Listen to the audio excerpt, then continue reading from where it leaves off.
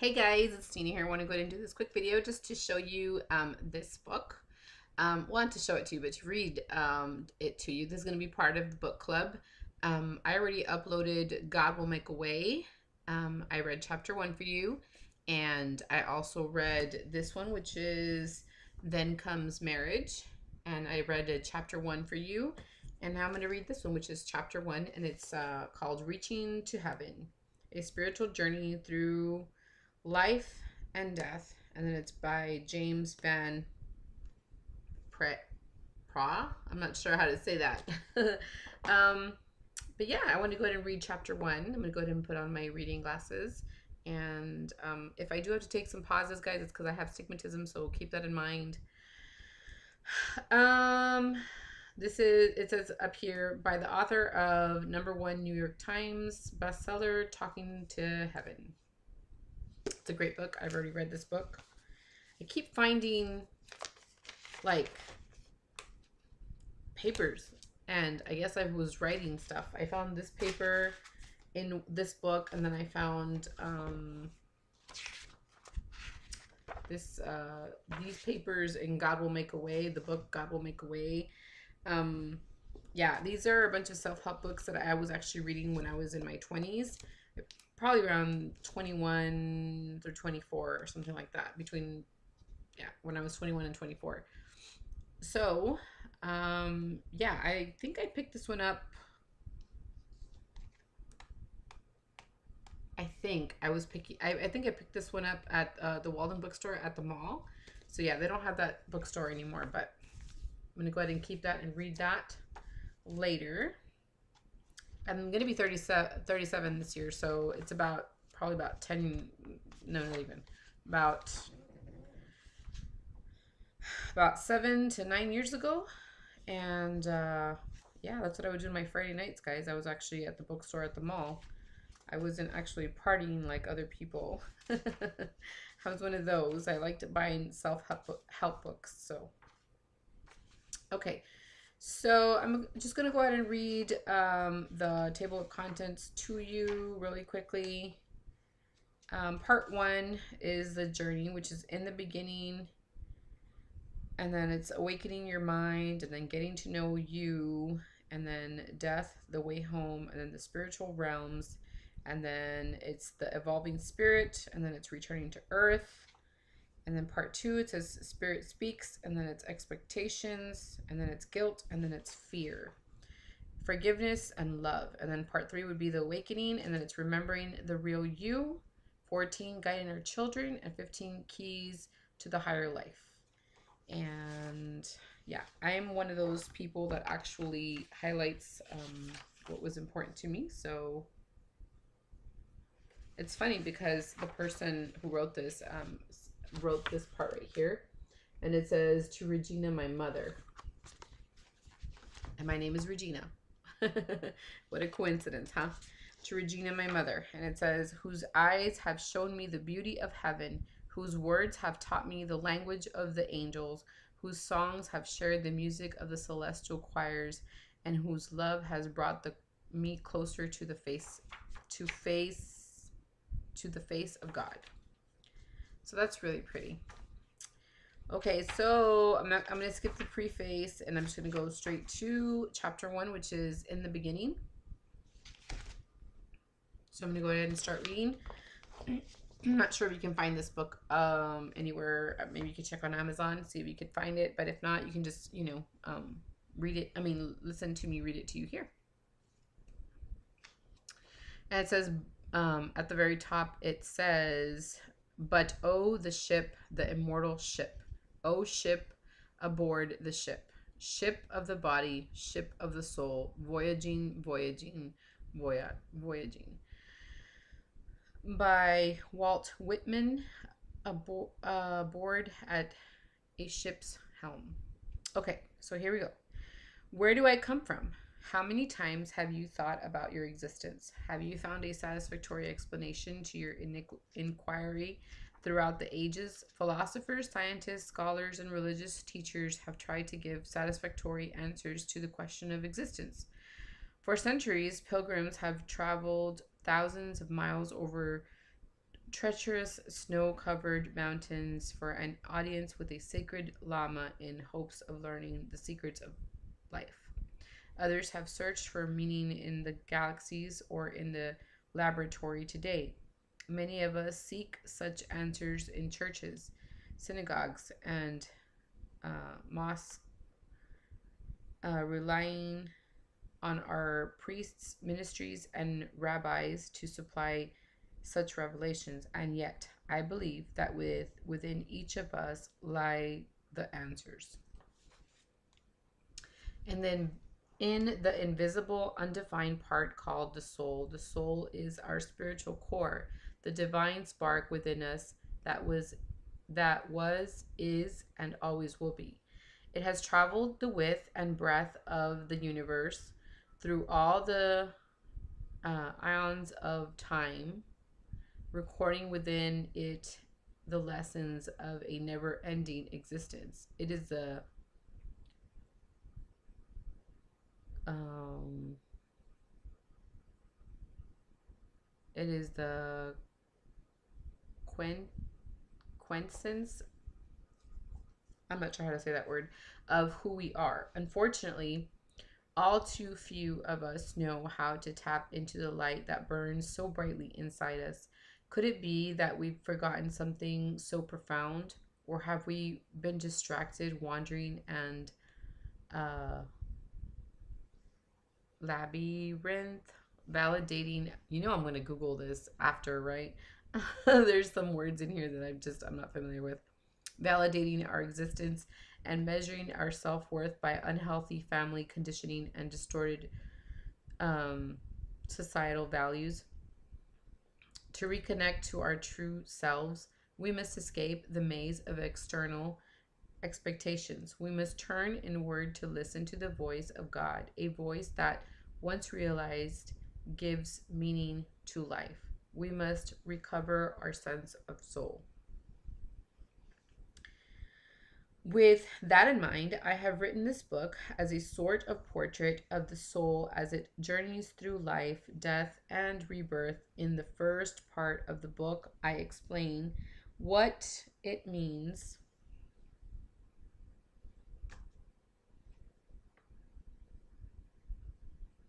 Hold on, guys. I lost my train of thought and I'm losing my eyesight, which is so hard. When you have stigmatism, I'm sure you understand what I'm going through. Okay.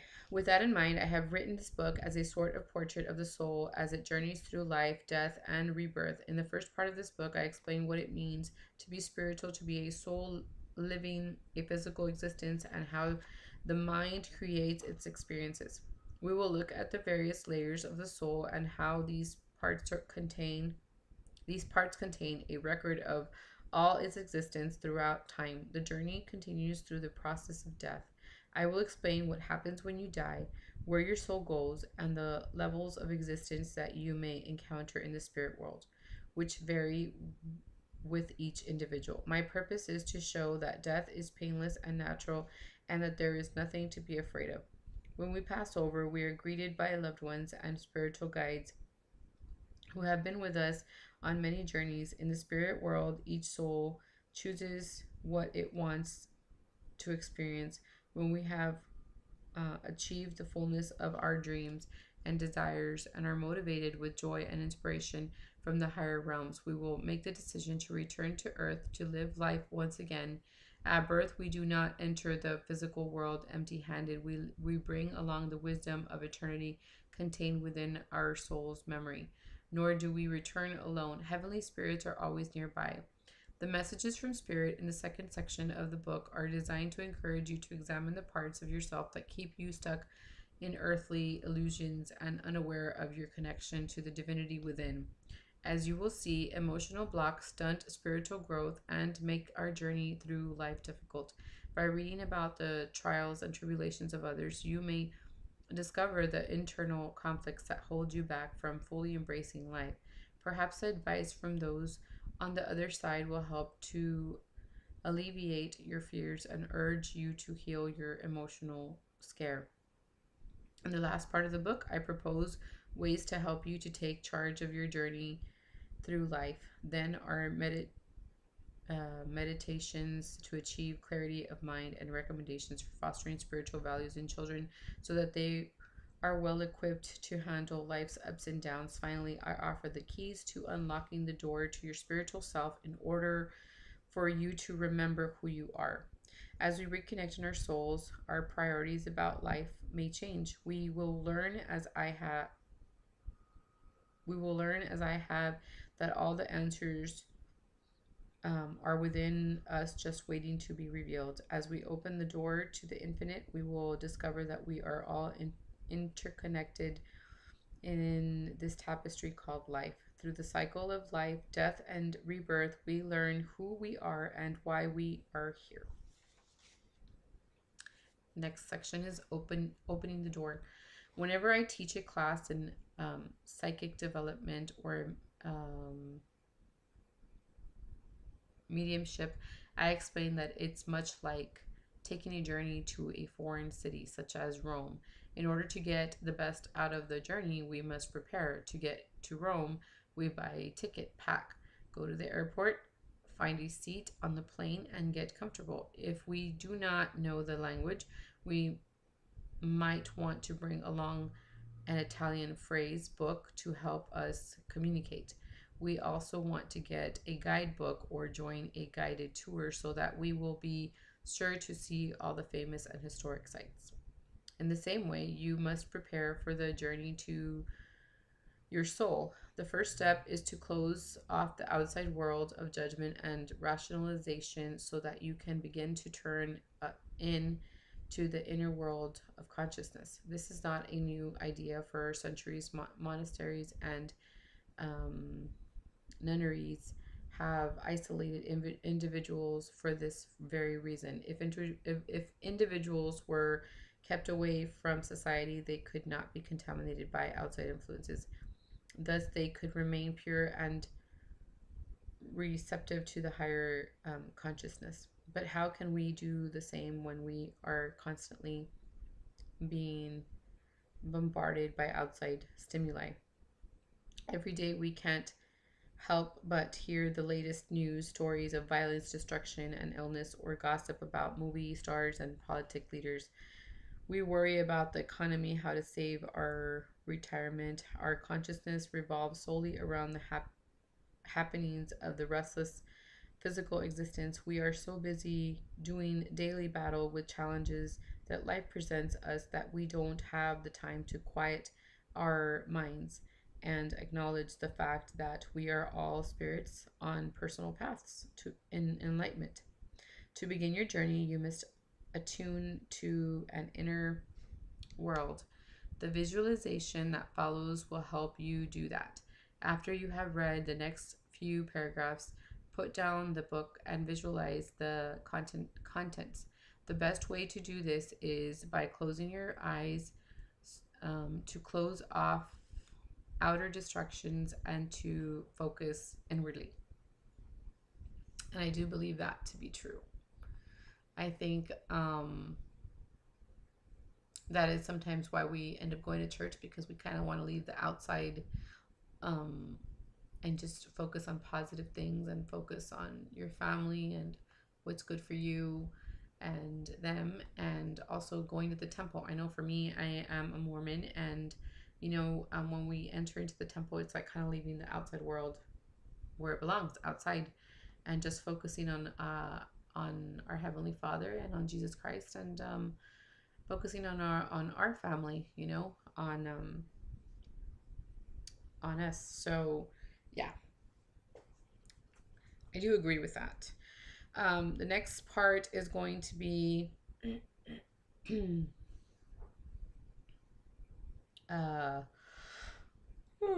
sorry guys, this is my third book. So yeah, okay, this is a meditation. The next part is meditation. As you close your eyes, I want you to become aware of your senses. Be cognizant of everything going on around you. You may hear the noise of traffic, or neighbors talking, or the sound of someone's television that is too loud. Try not to let such distractions bother you. You don't have to judge them, just let them be with what they are. Now I want you to focus your mind by concentrating and bringing your awareness into your body. Feel your back against the chair and become aware of your arms and legs and torso as well. Concentrate on each part of your body. Notice how your feet feel on the floor or in your shoes. Be aware of how your clothes feel on your body. Is something too tight? Just observe it. Don't try to fix it. Just let it be. Now take a deep breath and slowly let it out. I want you to become aware of the breath as you breathe in. Realize that you are taking in oxygen. Oxygen is required to our physical bodies to sustain life on this planet. Oxygen molecules surround us all the time wherever we are. As you take them into your lungs, imagine the oxygen molecules invigorating every part of your body. As you exhale, see the old stagnant air leaving your body. Its work is done and is no longer needed. The next time you take in oxygen, see it as energy. You may imagine this energy as stardust or snowflakes or any image that assists you in bringing the idea of the energy alive. As you see your image of energy, begin to focus on it. Eventually experience this energy running inside and out of your body. As you continue to visualize the energy, imagine that it permeates every form of life in regions throughout the world, perhaps from a mother holding her baby in Africa or a priest saying his rosary in the Vatican. As you continue to imagine this energy, see it flow through a thoroughbred horse at the finish line of a race to a million ants building an underground colony beneath your house. The energy is shapeless and commonplace. It is bound by nothing and encompasses everything. It has no allegiance to a particular religion, nationality, belief system, intellect, or economic class. It is one with all. Think about that. You are a part of this energy and one with all, no matter how different you think you are. You can't see the oxygen, the energy of life, yet it is here and there at the very same time. As you continue to read, keep the newborn awareness of sharing one source within your consciousness. By doing this simple exercise, you have begun to focus your mind on the concept of being one with all. This energy is a vital part of your life and your spiritual connection to everything and everyone. So that was chapter 1. We did this in 17 minutes, and I can't wait to read the next chapter. Next chapter will be awakening your mind, and that's what we're looking forward to. So this book really helped me out also, so I encourage you guys to stay with me till the very end. Hopefully you enjoyed this video. Let me know what were your favorite parts of this book. Thanks so much for watching, guys, and I will talk to you guys soon. Go ahead and check out my playlist. I do have a playlist. I think I put Gina's Book Club where you will find chapter 1 of Then Comes Marriage, and then chapter 1 of God Will Make a Way, and then I have this one, Reaching Towards Heaven. So hopefully, you guys are enjoying these books, reading these books with me. It's a lot of fun. I find it to be very positive, and they're just what they are, self-help books. They help me feel better. I was feeling really bad this morning. I wasn't feeling very positive. I was feeling very negative, and something inside of me just decided to reach out to YouTube and just put positivity or something like that, and it brought me to some words, and I would remember that I would read a lot and would bring more positive things into my mind. And so hopefully this is what it brings to you. Hopefully these books help you. I'm not sure if you can find these books anywhere, but I will go ahead and check on Amazon for you. And if I do find them, I will probably link them down below. Give me some time to look for them, and I will link them so you can purchase them. But I did get these at the mall. Like I said, these are like 9 years old, and they're still in great shape. That's why it's always good to have a hard copy. So yeah, hopefully you guys enjoyed this video. Thanks so much for watching, and I will talk to you guys soon. Check out my other videos. I will be posting more of other books that I have. I have a ton of self books. So yeah, thanks for watching. If you haven't subscribed, definitely subscribe. Bye guys.